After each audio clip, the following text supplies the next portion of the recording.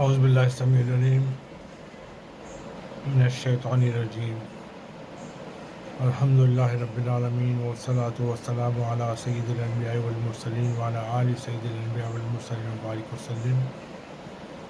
بسم اللہ الرحمن الرحیم. رب اشرح لی صدری ویسر لی امری واحلل عقدۃ من لسانی یفقہوا قولی.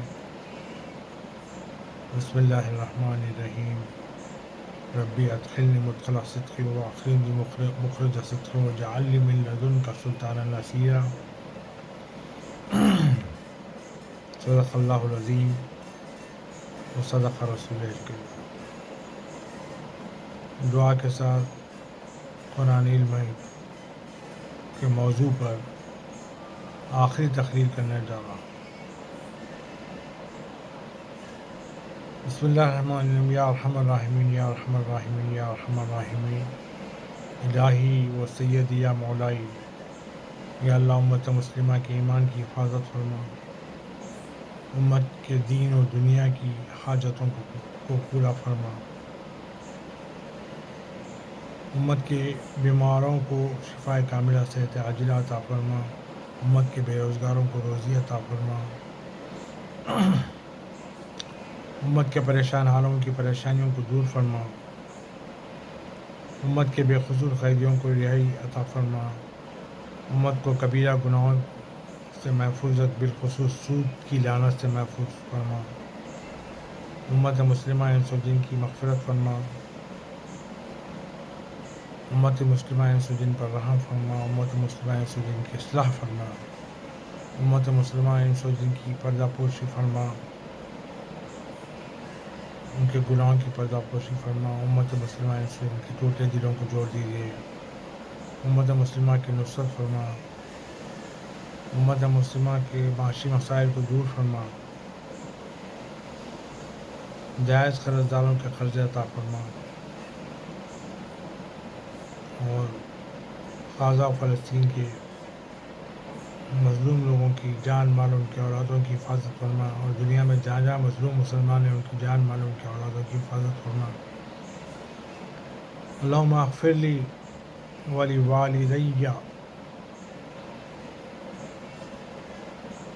اللہم اغفر لی ولی والدی والمؤمنین والمؤمنات والمسلمین والمسلمات الاولین والآخرین الاحیاء والاموات انس و جن بحق محمد صلی اللہ علیہ وآلہ وسلم یا ذی الجلال والاکرام. قرآن علم ہے،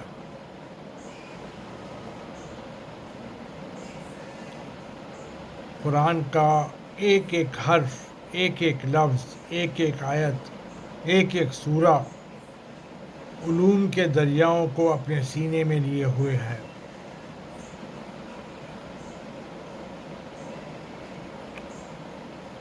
ظاہر ہے کوئی اب دیکھیے میپ نقشہ ہوتا ہے نا،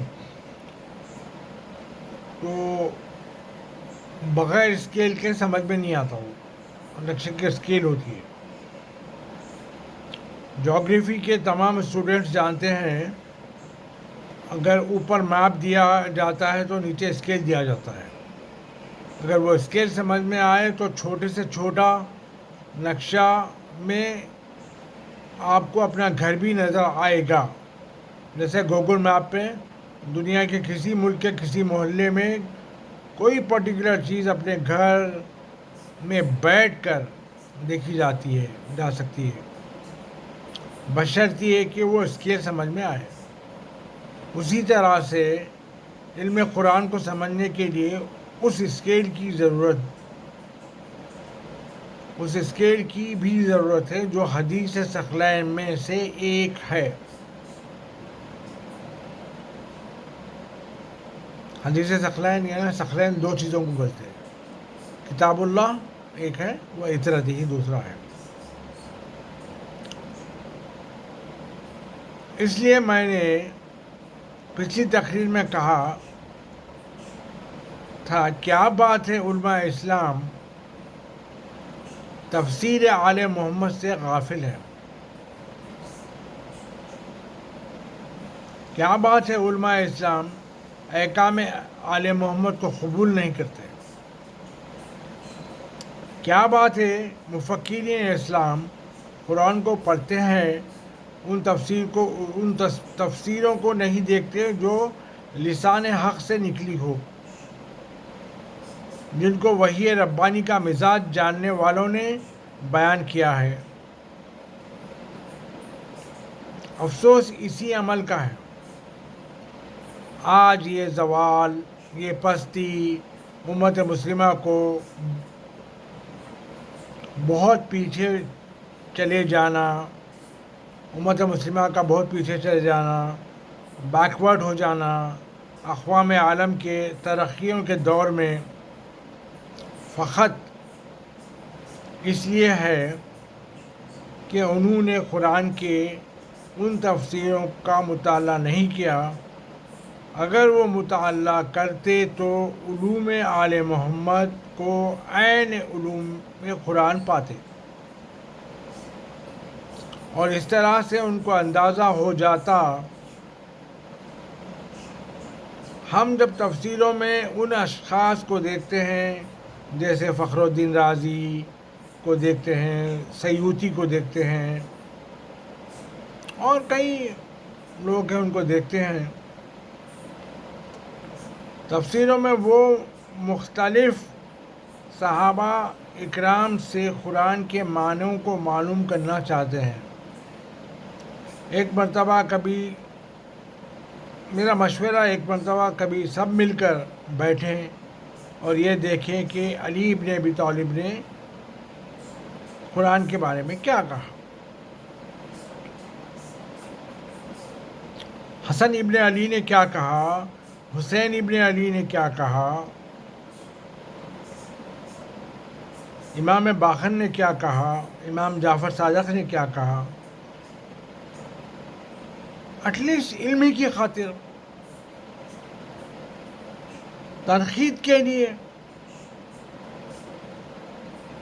تبصرے کے لیے، کریٹیسزم کے لیے، اعتراض کے لیے، ارے کسی صورت کے لیے آل محمد کو دیکھنے کی کوشش کریں، آل محمد کے پڑھنے کی کوشش کریں، ان کی تفاسیر کو تنقید کیجیے مگر پڑھیں، اعتراض کیجیے مگر پڑھیں، اس لیے کہ کیا تفسیر ہے آپ لوگوں کو پتہ تو چلے۔ اگر انہی تفاسیر پہ نظر جاتی تو یقیناً وہ تمام علوم معلوم ہو جاتے، اور ان تمام علوم کا پتہ چلتا، ان تمام علوم کی بنیادیں یعنی فاؤنڈیشن سمجھ میں آتی، جن علوم کے لیے ملت کہتی ہے پریشان ہے، گداگر بن گئے ہیں، ہم دوسروں کے آستانوں پر بھیک مانگتے ہوئے کھڑے نظر آتے ہیں، ہم کو کچھ دے دیجئے، حالانکہ تمام علوم کی بنیادیں اسی قرآن میں ہیں۔ ان بنیادوں پر آل محمد نے گفتگو کی۔ علم کل ذات واجب کے لیے ہے، یعنی اللہ کے لیے علم کل ہے، وہ ایک ایک ذرے کا عالم ہے باری تعالیٰ، ہر ذرہ اس کی بارگاہ میں موجود ہے، اس لیے اس کا علم حضوری ہے، تھیوری نہیں ہے، اقتصادی نہیں ہے، حضوری علم ہے، اقتصادی علم نہیں ہے، اس لیے کہ کائنات اس کے سامنے ہے باری تعالیٰ کے، اور اس طرح سے ہے اس کا علم تغیر معلوم سے متغیر نہیں ہوتا، فنائے معلوم سے فانی نہیں ہوتا، تکاثر معلوم سے اس میں کثرت پیدا نہیں ہوتی، کوئی چینجز یا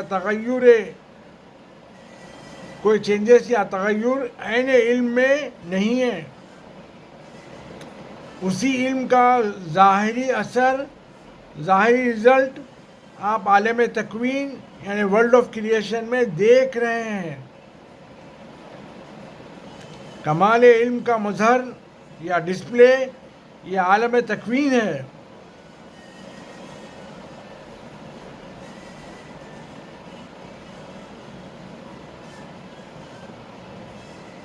جیسا کہ میں پچھلی تقریر میں کہا تھا کہ یہ پہاڑ، یہ دن، یہ رات، یہ چاند، یہ سورج، یہ سیارے، یہ ساری کائنات، اس میں ایک کنسسٹنسی ہے.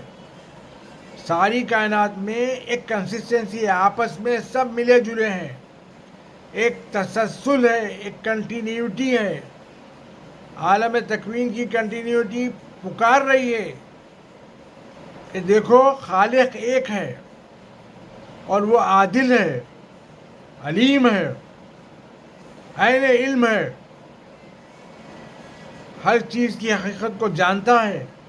اس لیے جس کے لیے جو مقام صحیح ہے اس کو وہی واضح کرتا ہے. پہلا جملہ سمجھ میں آیا آپ کو؟ یہ پہلا جملہ ہے،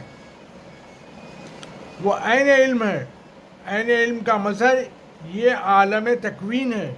عالم تکوین یعنی ورلڈ آف کریشنس میں کریشنس ایک دوسرے کے موافق ہے، سوٹیبل ہے،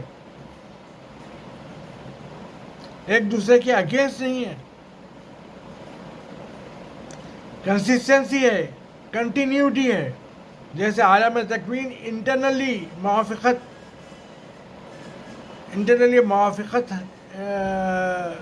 کے ساتھ ہے، یعنی آپس میں موافق ہے ایک دوسرے کو، ویسے عالم تشریح میں موافقت موجود ہے.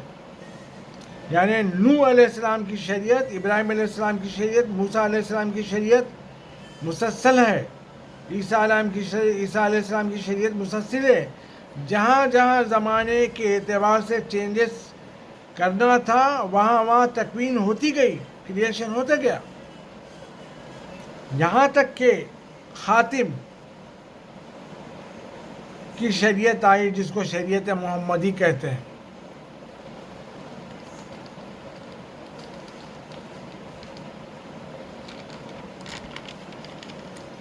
بہت غور سے سنیے گفتگو کو. انٹرنل اگریمنٹ ہے پوری کائنات میں، ایک دوسرے کو جڑے ہوئے ہیں سب چیزیں. یعنی اس طرح سے ہے کہ ایک تارے کو توڑنا پورے سولر سسٹم کو درہم و برہم کر دینا ہے، یعنی پورا سسٹم ڈسٹروائے ہو جائے گا. چاند کو بیچ سے ہٹا دو، زمین کی گردش یا موومنٹ ختم ہو جائے گی. سولر سسٹم میں سے کسی سیارے کو ہٹا دو، سولر سسٹم بکھر جائے گا.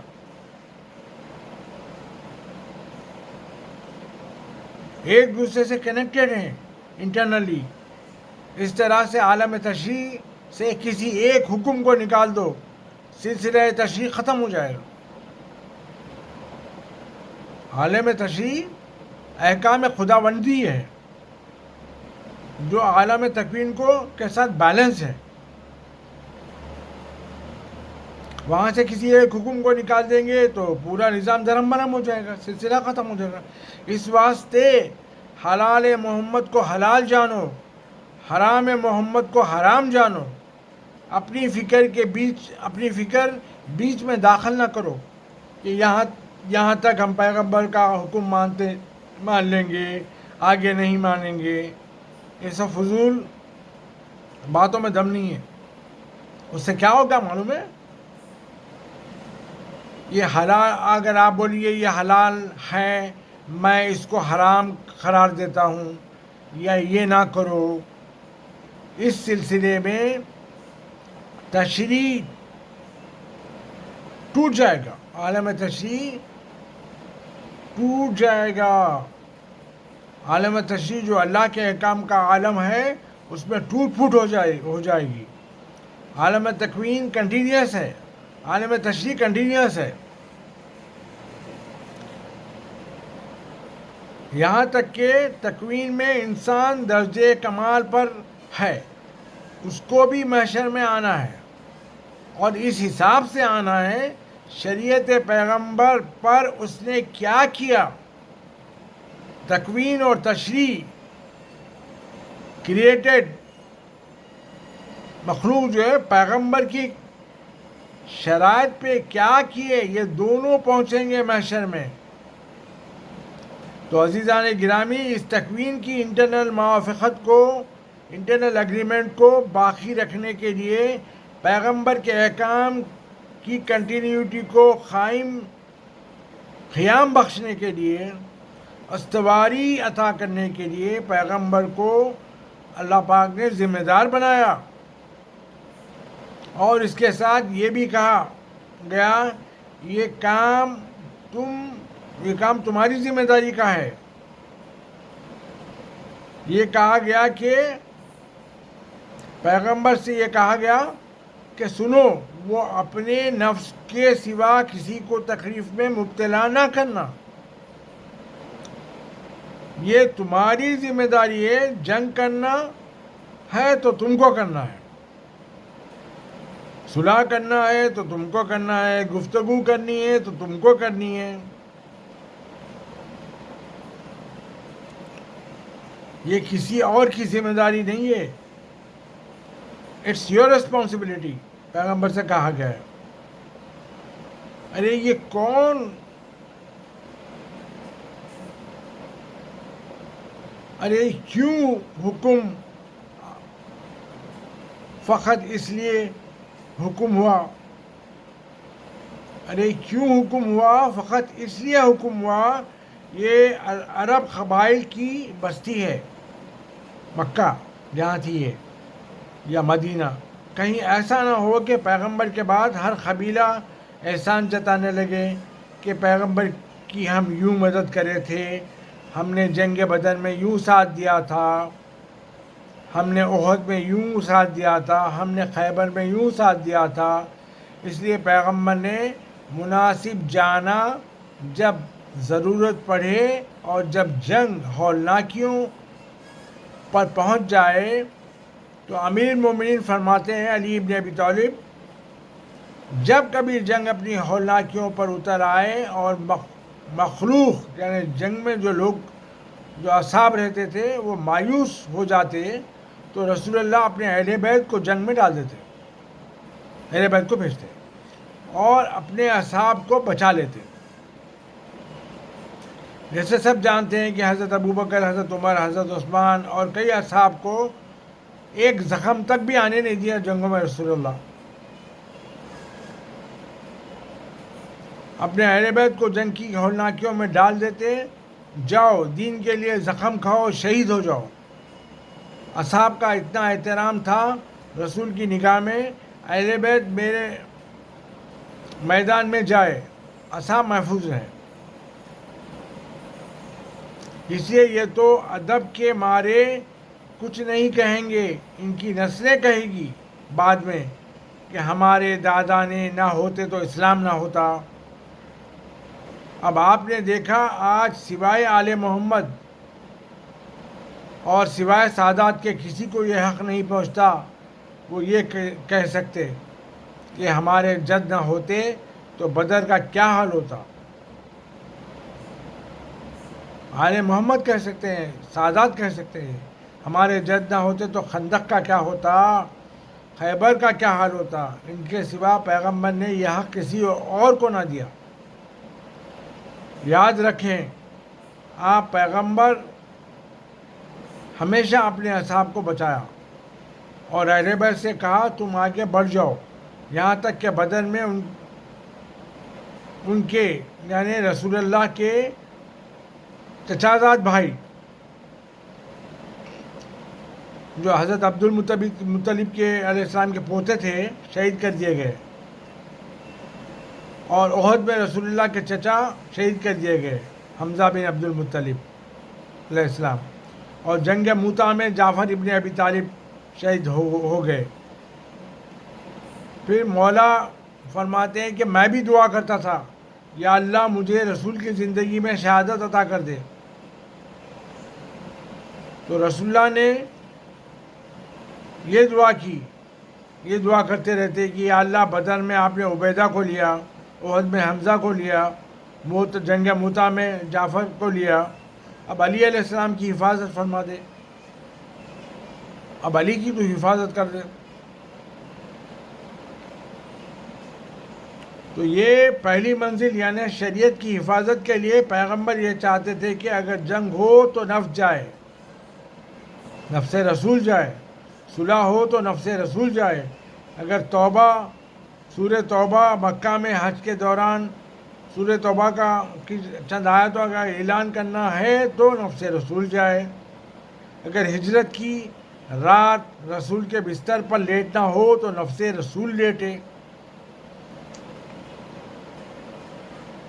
اللہ نے کہا تھا لا تکلف الا نفسک، سوائے اپنے نفس کے کسی کو تکلیف نہ دو.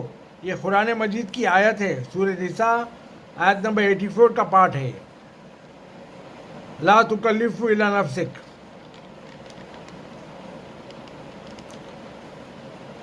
سوائے اپنے نفس کے کسی اور کو تکلیف نہ دو. یہ نفس رسول کون ہے؟ یہ آپ کو قرآن ہی بتائے گا. سورہ آل عمران آیت نمبر 61 میں آیا مباہلہ کی جو آیت ہے، یعنی مباہلہ کی جو آیت ہے، اس میں اللہ پاک نے کرسچنس کے پادریوں سے کہنے کو کہا رسول اللہ سے قرآن کے وحی کے ذریعے کہ تم ان سے کہو کہ تم اپنی عورتوں کو لاؤ، میں اپنی عورتوں کو لاتا ہوں. تم اپنے بچوں کو لاؤ، میں اپنے بچوں کو لاتا ہوں. تم اپنے نفسوں کو لاؤ، میں اپنے نفس کو لاتا ہوں. تو عورتوں میں بی بی فاطمہ سلام اللہ علیہ کو لائے تھے، اور بچوں میں امام حسن امام حسین علیہ السلام کو لائے تھے، اور نفس یعنی اپنے نفسوں میں حضرت علی علیہ السلام کو. تو نفس رسول مولا علی علیہ السلام ہے جو خیبر خندق میں اکیلے بھیجے گئے تھے. آئی ہوپ آپ لوگ نفس رسول کون ہے سمجھ گئے ہوں گے. اور اس کے بعد یہ زمانہ گزرا، یہ دور گزرا، اور رسول اللہ کی آنکھیں بند ہوئی، اور لوگ یہ کہنے لگے کہ مولا علی سے کہنے لگے ہٹ گئے پیچھے. کیوں ہٹ گئے؟ خیبر کی وہ لڑائی اور اب خاموشی، اور خندق کا وہ ہنگامہ عمر ابن عبدود کے مقابل اڑ گئے اور قتل کر کے ہٹے، اور اب مدینے میں اس طرح سے چپ ہو گئے. کیا بات ہو گئی؟ تو امیر المومنین علی ابن ابی طالب علیہ السلام کا جواب سنیے آپ. حق تو یہ ہے کہ حق چھین لیتے یا محروم کر دیے جاتے، اور اگر محروم ہو جاتے تو پھر جیو غم کے عالم میں، جیو جب تک جینا ہے، افسوس کرتے کرتے مر جاؤ. میں نے اطراف دیکھا سوائے زہرا کے اور ان کے 2 معصوم بچوں کے میرا کوئی مددگار نہیں.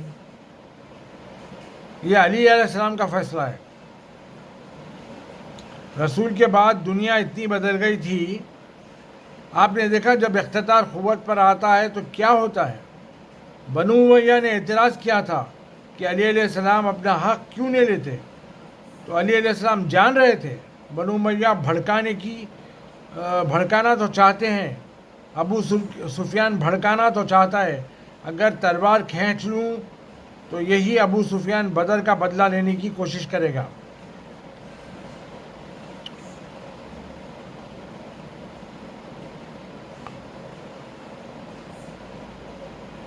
مولا کہتے ہیں کہ میں اپنی لڑائی کے لیے نہیں ڈرا، میں بچوں کی زندگی کے لیے ڈر گیا. میں لڑتے لڑتے آگے اگر بڑھ جاؤں گا میرے چھوٹے بچوں کو مار ڈالیں گے یہ پیچھے. مقصد پھر یہی ہے کہ رسول کی نسل ختم نہ ہو جائے.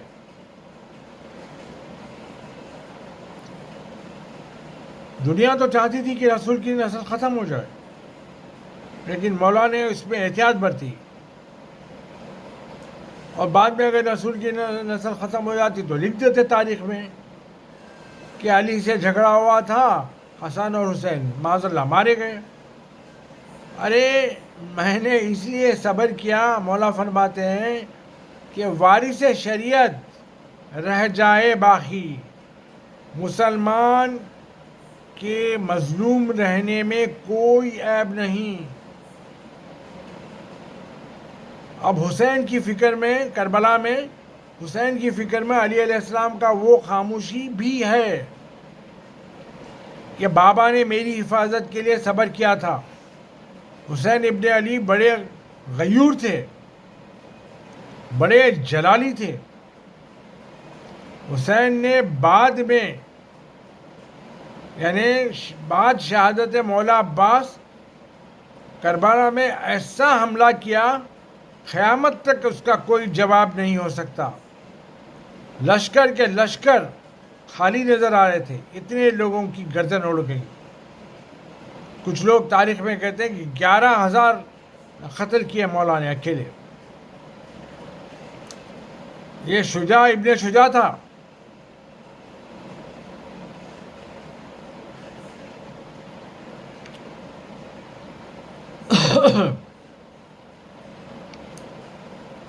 علی علیہ السلام یہ چاہتے تھے کہ رسول کی پالیسی پہ چلے اور نفس رسول ہر دور میں رہ جائے۔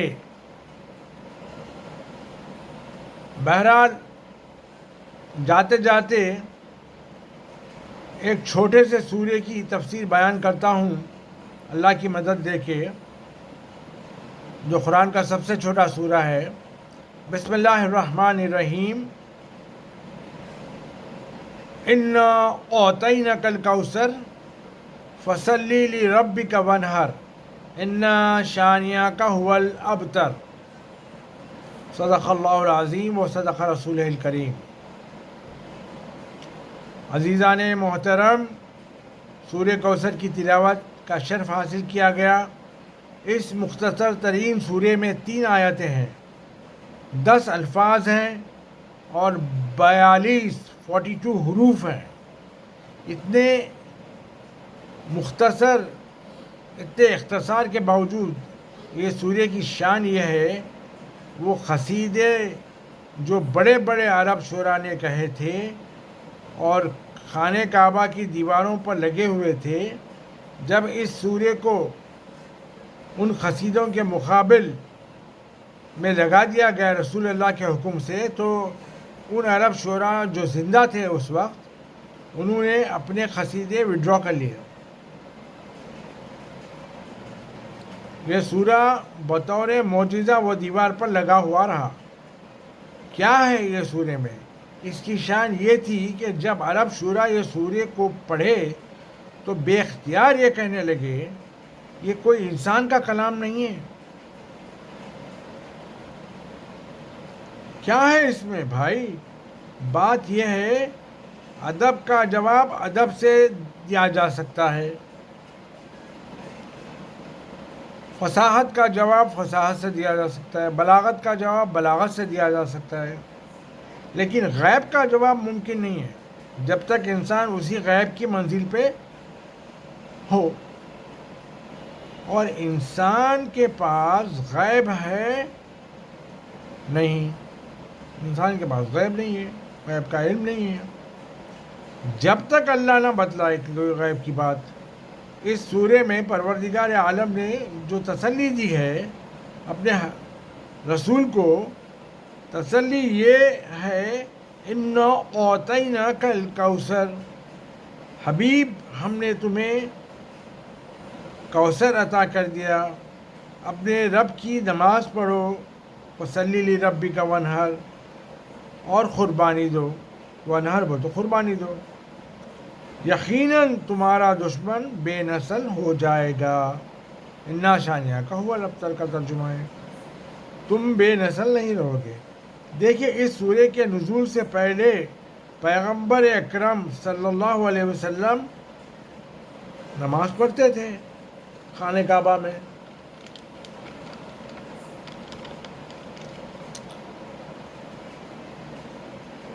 پیغمبر اکرم کی نماز کا ریکارڈ ملتا ہے خانہ کعبہ میں۔ کبھی کبھار آپ نے نماز پڑھی، لیکن علل اعلان مشرکین کے اس شہر میں اور مشرکین کی اس اس سماج میں نماز کو خانہ کعبہ کی اس چار دیواری میں نہیں ادا کیا جا سکتا تھا۔ حضرت خدیجہ کی ساری دولت صرف ہو گئی تھی، ختم ہو گئی تھی، اور پیغمبر تنگدستی کی زندگی گزار رہے تھے۔ پیغمبر کی کوئی نرینہ اولاد موجود نہیں تھی، اور دنیا والے یہ سمجھ رہے تھے کہ ان کی نسل آگے بڑھنے والی نہیں ہے۔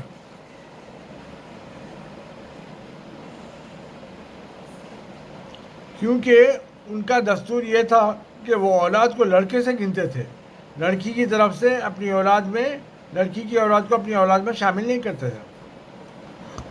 بظاہر دنیا کی نظر میں نعوذ باللہ پیغمبر میں 3 کمیاں نظر آ رہی تھی، تو پروردگار نے یہ تینوں کے اعتبار سے تسلی دی۔ حبیب، ہم تمہیں کوثر دے رہے ہیں، حبیب نماز پڑھو، ایک دن آئے گا آپ علل اعلان کعبے کی چار دیواری میں نماز پڑھ سکو گے، پڑھو گے۔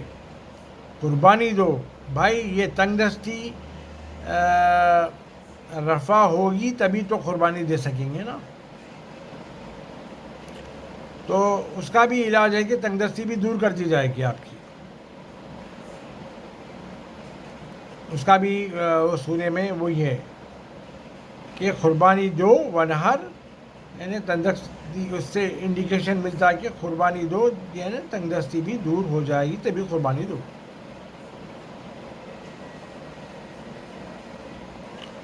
اور ابھی پوری دنیا دیکھے گی یہ جو تمہارے دشمن ہے ان کا نام لینے والا نہیں رہے گا۔ اگر نام لیا جائے گا بھی ان کا تو تمہارے ذریعے، تمہاری نسبت سے،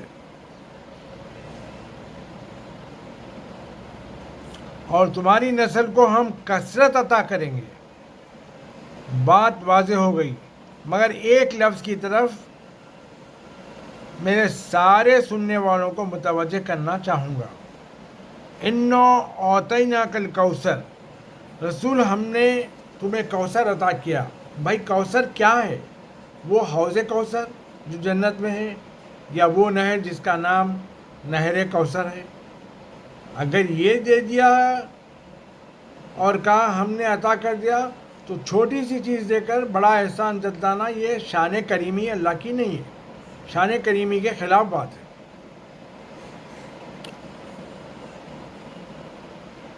پورے قرآن میں لفظ کوثر ایک ہی بار آیا ہے، ایک ہی بار ہے نا۔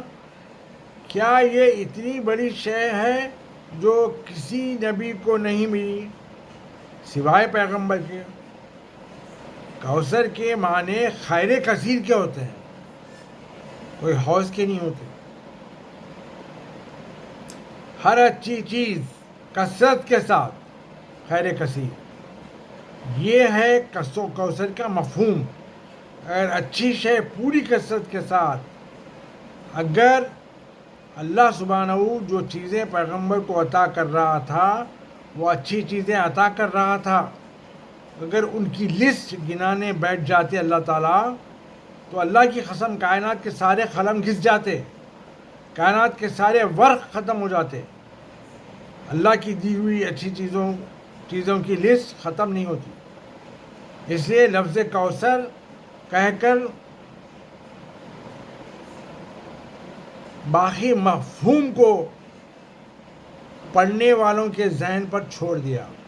جو بھی خیر کثیر تصور کر سکتے ہو میرے محبوب کے پاس وہ ہے۔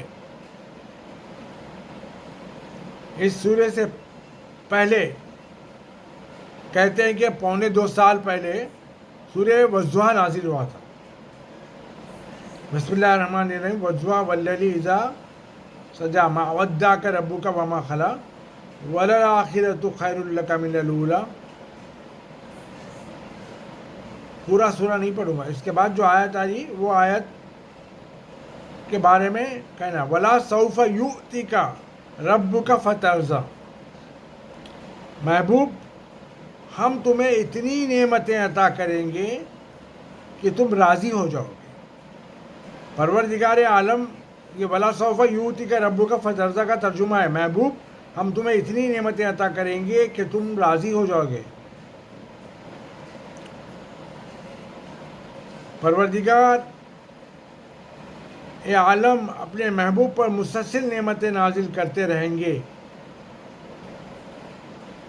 اب کیا معلوم کہ کتنی نعمتیں نازل کی ہے نا، اور کیا معلوم پیغمبر کس منزل پہ راضی ہوں گے، لیکن اتنا معلوم ہے جو بھی نعمت آئے گی پیغمبر اسلام کے پاس وہ رضائے رسول بن کے آئے گی۔ کچھ دنوں کے بعد سورہ کوثر نازل ہوا۔ پھر اللہ تعالیٰ دیکھو یہاں اس سے ریفرنس کیا ہے، ہم نے آپ کو کوثر عطا کر دی، یعنی کوثر جو بھی ہو وہ منزل رضائے رسول ہے، یعنی اتنا عطا کریں گے کہ رسول راضی ہو جائے گا۔ اب کوثر جو کچھ بھی ہے وہ رضائے رسول ہے۔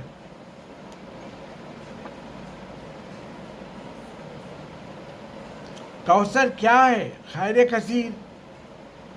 اگر علم ہو تو خیر ہے، کثرت کے ساتھ ہے، حلم ہے اگر خیر ہے کثرت کے ساتھ ہے، تقویٰ اگر خیر ہے پیغمبر میں کثرت کے ساتھ ہے، یعنی کوئی خیر دنیا میں ایسی نہیں جو پیغمبر کے پاس کثرت سے نہ ہو، ہر خیر پیغمبر کے پاس کثرت سے تھی۔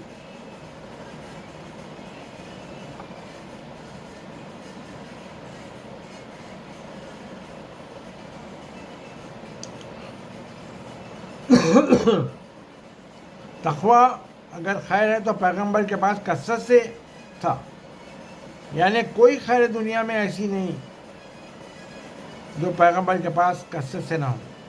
سمجھ میں آیا نا؟